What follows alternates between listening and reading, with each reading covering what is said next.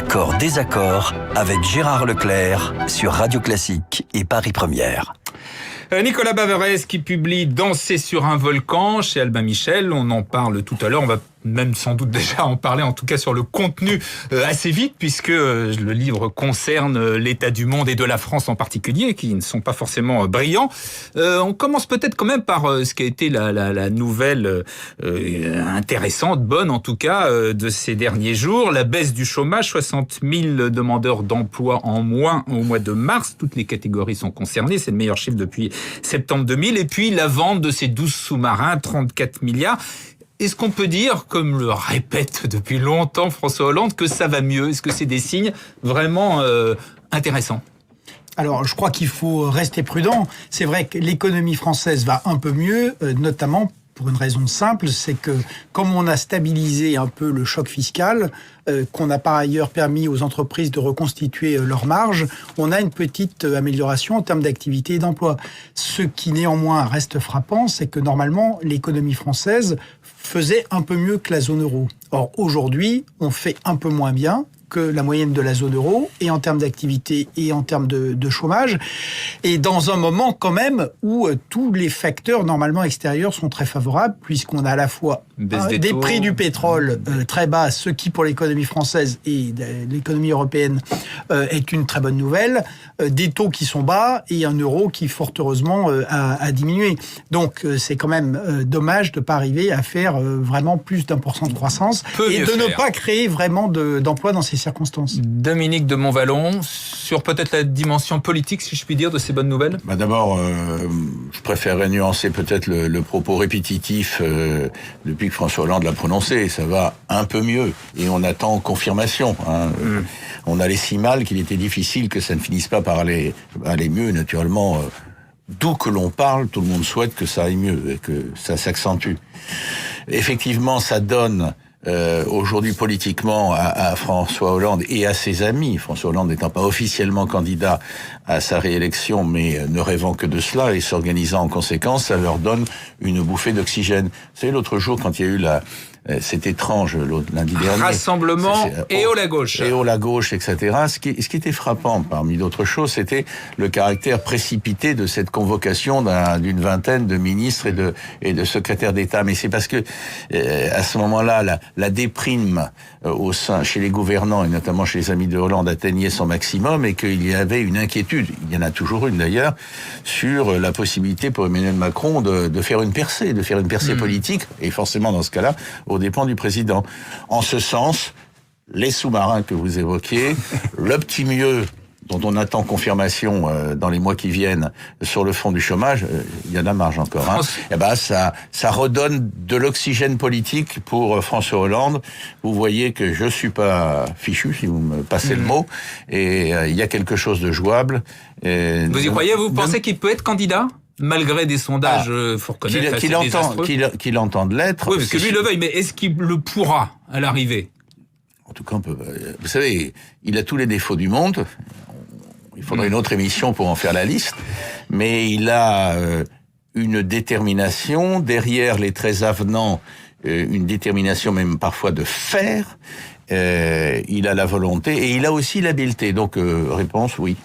Nicolas Baverez, Emmanuel Macron, qu'est-ce que c'est pour vous ? C'est effectivement du renouvellement, des idées intéressantes, ou c'est une bulle qui va éclater comme toutes les bulles ?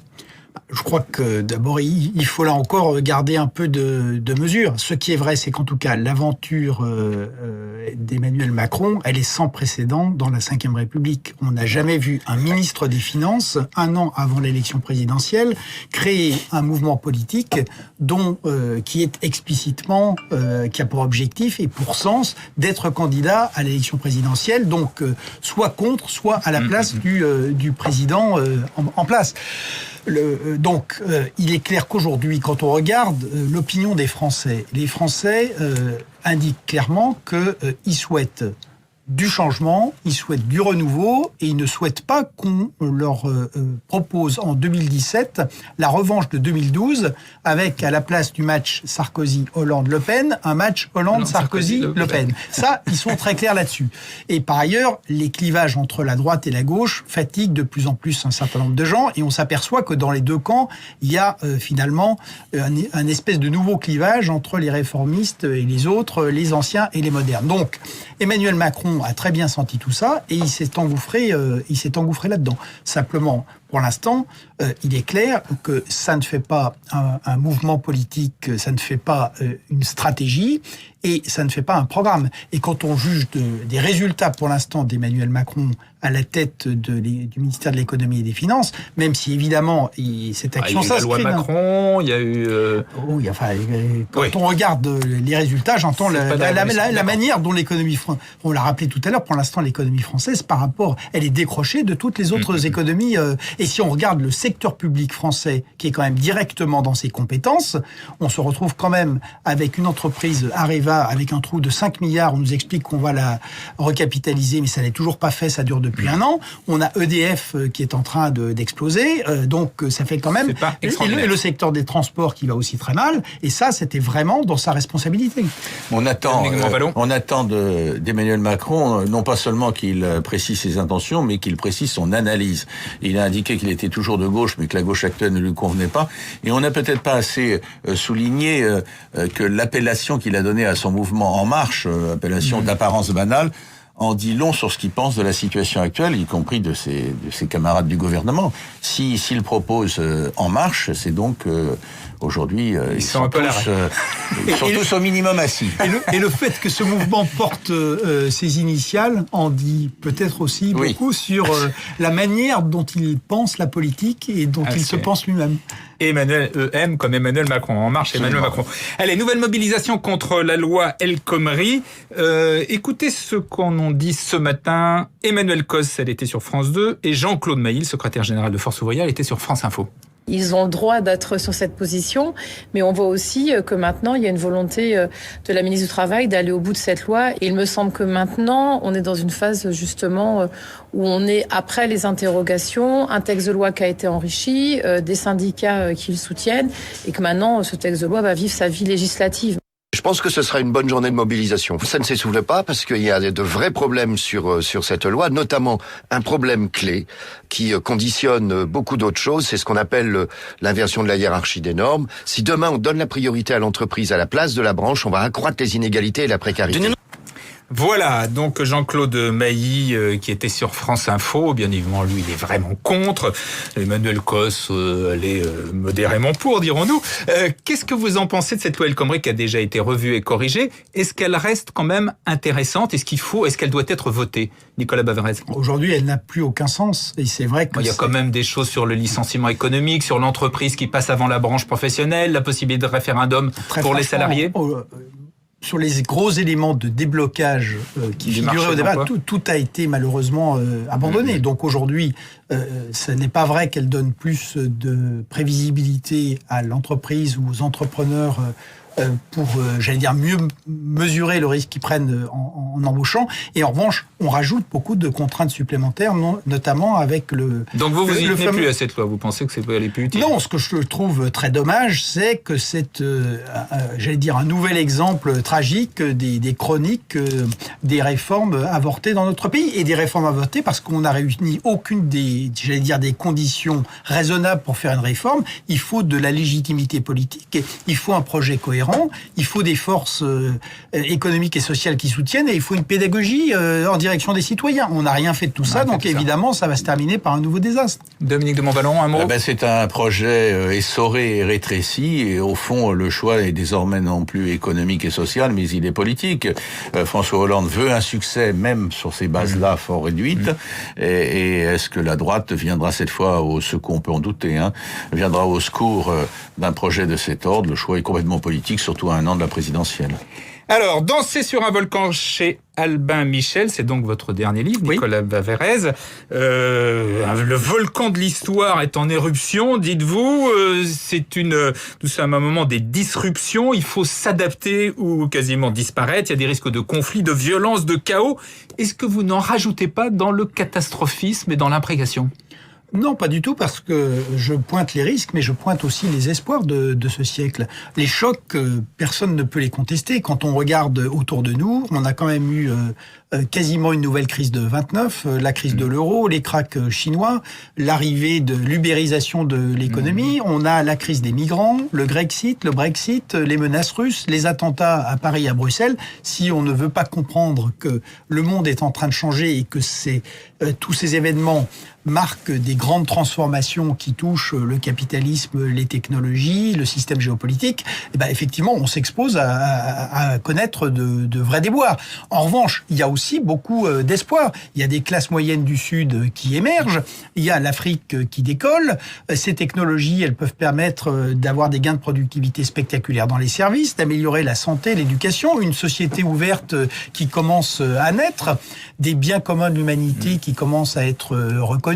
Donc tout ça, c'est positif. Simplement, la leçon, c'est que pour gérer les risques, comme pour pouvoir capitaliser sur ces espoirs, il faut travailler. On ne peut pas mettre le monde en pilotage automatique. Et si on ne s'adapte pas, ce que la France a choisi de faire jusqu'à présent, à ce moment-là, on est marginalisé. On revient sur la France dans une seconde, simplement pour rester au niveau de l'Occident, des démocraties. Vous dites, elles sont en danger. Il y a véritablement maintenant un besoin de réforme ou de déclin. Vous croyez à la disparition de la démocratie et l'effondrement de l'Occident ? Non, je me bats pour éviter tout ça.